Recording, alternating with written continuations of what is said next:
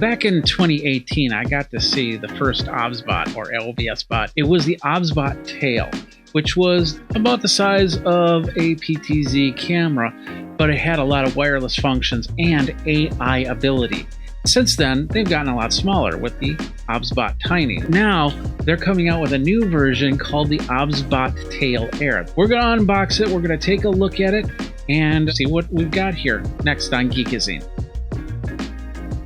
Although OBSBOT has sent me a unit to review, this is not a sponsored video, and all opinions are of Geekazine. Nobody's reviewing this video other than myself and the research. If you got any questions on that, you can go over to geekazine.com/review. That'll give you all the information. If you've got a product that you want me to review, all you have to do is do that as well. Fill out the contact form. What do we got here? We got two items that we're going to unbox today. First of all, this is the OBSBOT Tail Air. This is the PTZ camera, and we got a side accessory with this. This is the USB-C to Ethernet adapter. You'll be able to connect this up to the network, and we'll be able to see all the functions with this coming up soon. So let's take a look at the OBSBOT Tail and all the specs that we've got for this one.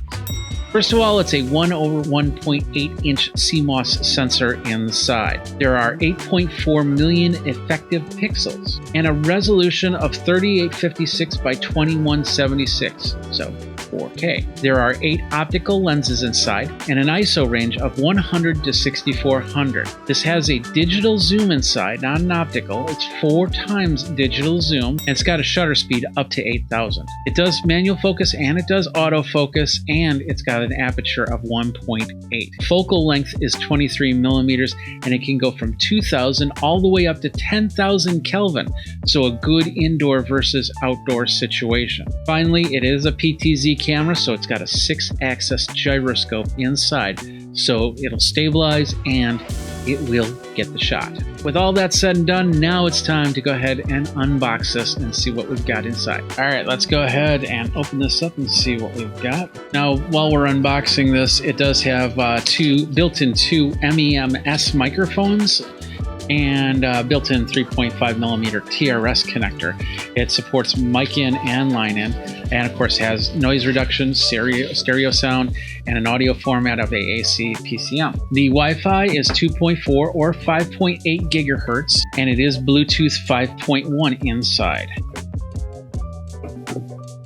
It looks like we've got a manual, all the documentation that you need right there, and then the OBSBOT Tail Air itself. Before we get into this one, let's go ahead and set this aside because I also want to get this cable out of the way. This is a USB-C to Ethernet adapter. We're going to be using this for our unboxing. And for the most part, it's just going to be a really big cable. It looks like we've got really decent size cable here.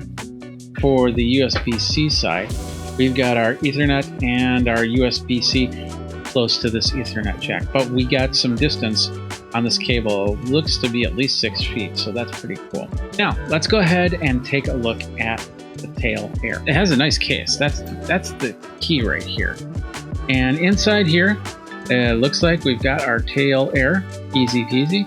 We've got something in this black bag right here, and we got a couple other things. So let's go ahead and pull these out first. So, little plastic bags. We've got a USB-C to USB-C cable.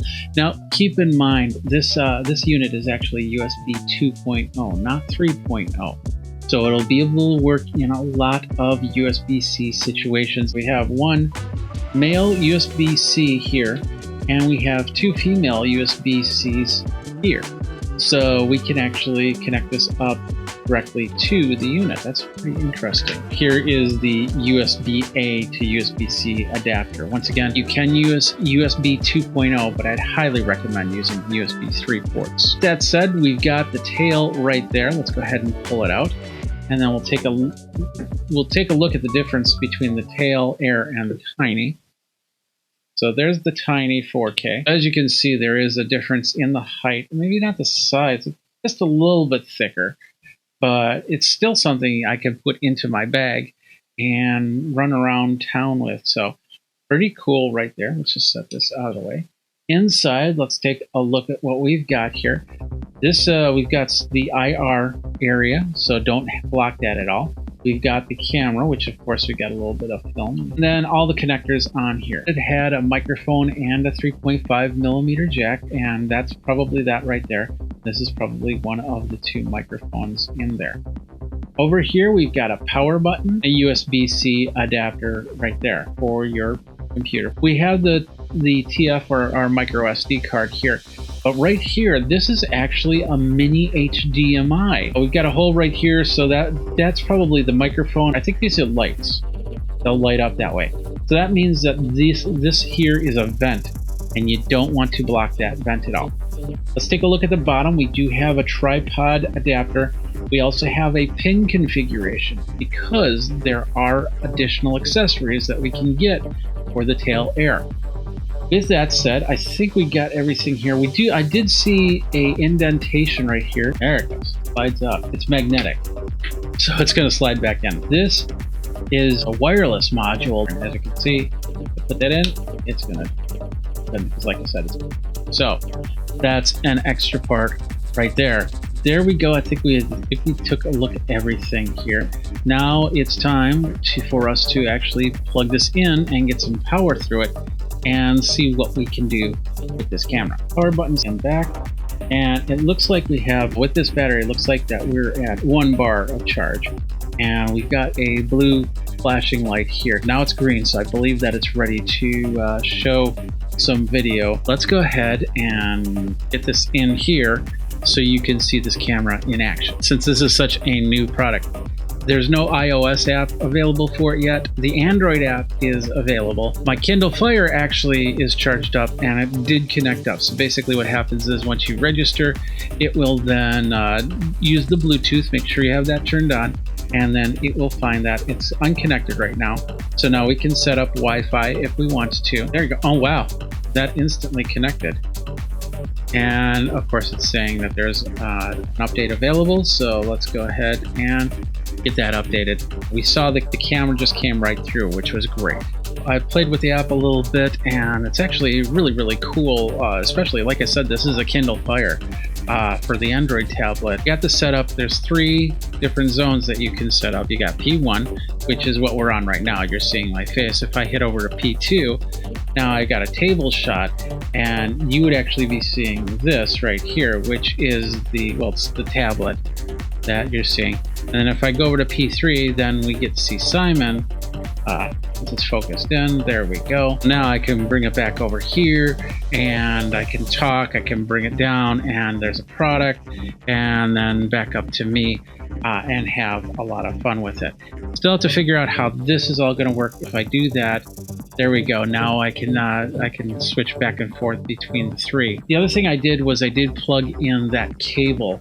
So I used that duplexer, that USB-C duplexer in the back, and then of course one's going to charge and one's going to the Ethernet jack. So what we've got here, and I'm looking at this camera, it's not totally vertical. I'm using a simple stand here, as you can see here, but we got the app. The Kindle Fire is running the app, and it's doing really nicely on that. We've got the firmware updated. I needed to actually put an SD card in for the firmware to get fully updated. So put it on a stand, and of course I created my 3 positions, which it can be all controlled through here. Now, I can actually record from the camera. I'm also using the NDI function. You can do RTMP, you can do HDMI, but you can't do them at the same time. So I think you can do record and NDI and record and HDMI at the same time. We'll find that out. But in order to do that, we just hit that record button and saying, what do we want to do? Do we want to send it to Facebook? Do we want to record it? Do we want to put it on the card? We're going to put it on the card here because technically we're recording here. Hit start. And there we go. It looks like it's blinking green on the camera, so I think that it is started here. We're going to go back to the app here. As you can see, this is my live monitor that's in the picture-in-picture, and then this is the preview area. So if I want to go down to the product here, like so, then I can do that. If I want to move up here, and we're seeing a little bit of lag, a little bit of jitteriness when it moves. on the video that I'm recording for the main one, but the video here that's getting recorded on the camera we'll have to take a look at afterwards. So now it's come back to me. You saw a little bit of stoppage there. So that's what happens if you do two things at the same time. I can also take a photo. So I can take a picture. There we go. Let's take another picture with me looking at the camera.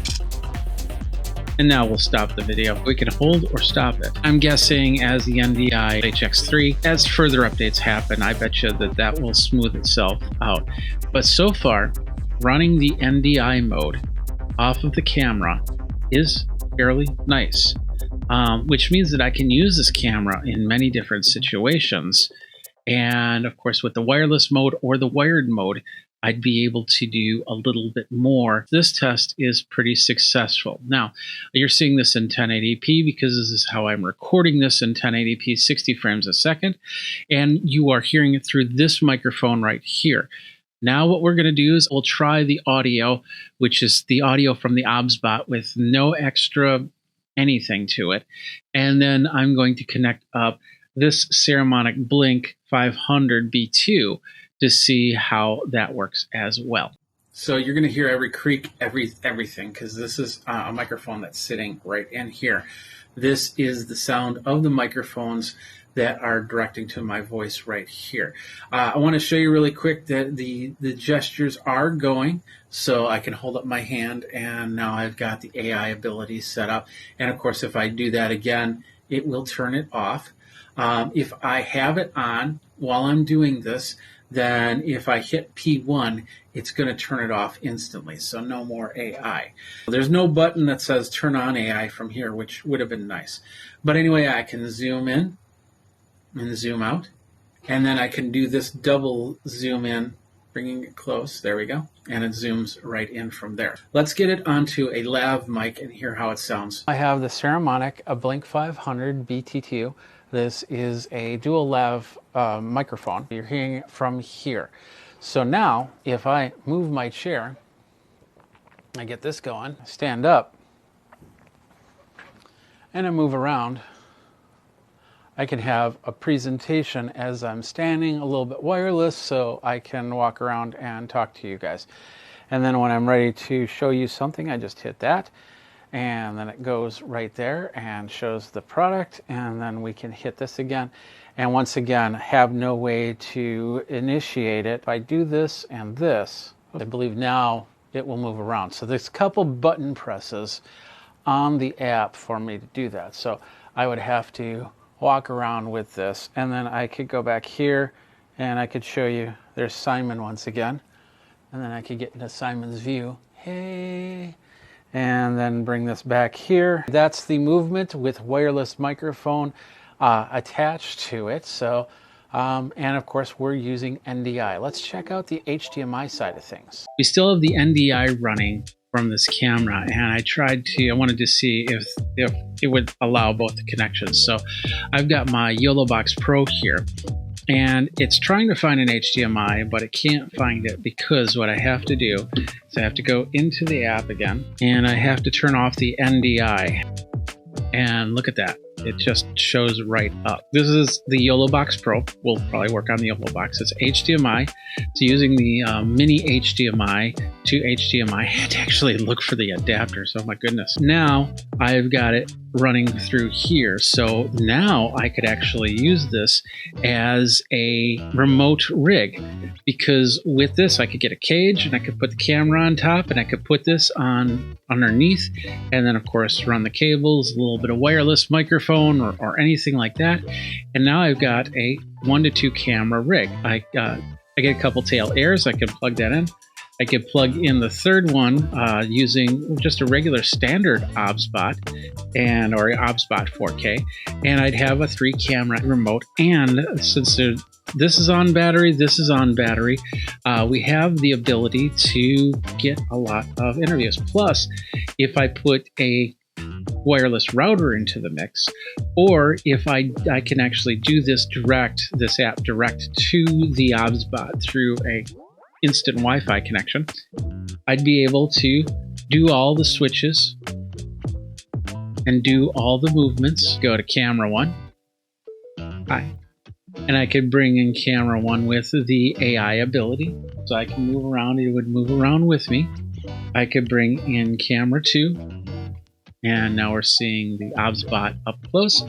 And then, of course, we've got to check out friend. Putting it on a cage and using it for a conference like a CES or NAB or upcoming IBC, I'll be able to use this and set up a 2 to 3 camera system, and then either have this stream out or this stream out to wherever I need to. We have the Yolobox, we have the Yolobox Pro, and of course the Yolobox Instream for vertical video. Let's plug that in next to see how that will work. We plugged it in, and as you can see, it's 90 degrees off. You can see it zooming in like that. So that's actually an easy fix on the Instream. All we have to do is go to settings, and we just basically rotate, and one more, rotate. There we go.